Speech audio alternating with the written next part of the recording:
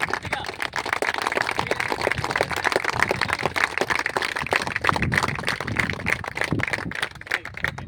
ఇప్పుడు మేజర్గా ఏంటి అంటే ఇందులో కొందరు ఫ్రెషర్స్ ఉండొచ్చు, కొందరు సీనియర్స్ ఉండొచ్చు, కొందరు గ్రిప్ ఉంటుంది, ఐడియా ఉంటుంది.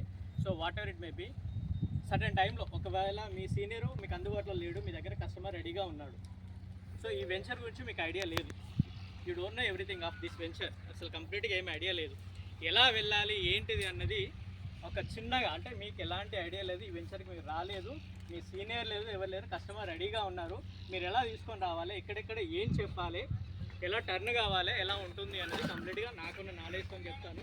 ఇదే ఫాలో కంటే నేను అయితే చెప్తాను, మీకు నచ్చితే యూ కెన్, బట్ కొంతవరకు అయితే మీకు యూజ్ అవుతుంది అనేసి నేను అనుకుంటాను. మీ ఫాలో అనేది మీకు చెప్తాను. సరే, ఫస్ట్ వచ్చేసిందంటే మన ఆఫీస్ అందరికీ ఐడియా ఉంది కదా. ఆఫీస్ తర్వాత డైరెక్ట్ 2 రూట్స్లో మనం రావచ్చు.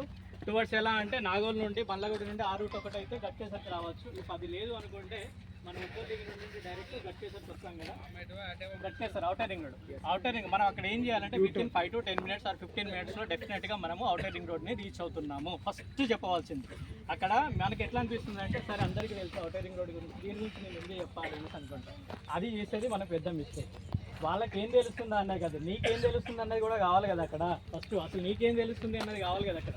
సో అవుటర్ రింగ్ రోడ్ గురించి చెప్పిన తర్వాత గట్కేసర్ ఏరియా అంతా కూడా ఏమేమి డెవలప్మెంట్స్ ఉన్నాయి, అక్కడ మేజర్ చేసుకోవచ్చు.